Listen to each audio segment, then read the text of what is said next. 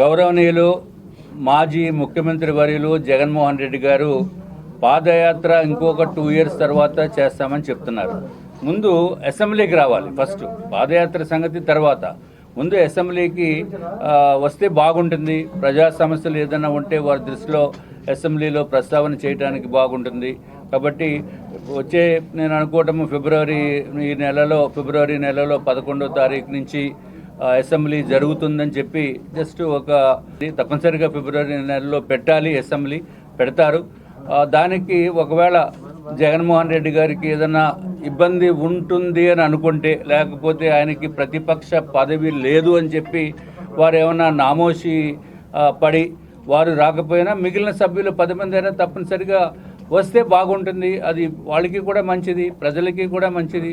లేకపోతే అది అంత అప్రాప్రియేట్గా కాదు.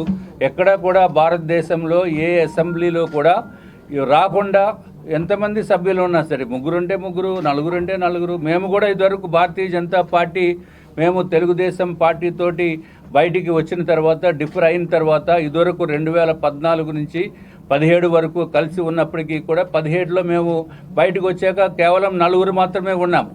నేను, ఆకుల సత్యనారాయణ గారు, మాణిక్యాలరావు గారు, కామినేని శ్రీనివాస్ గారు 4 ఉన్నప్పటికీ కూడా మేము అసెంబ్లీకి అటెండ్ అయ్యాము.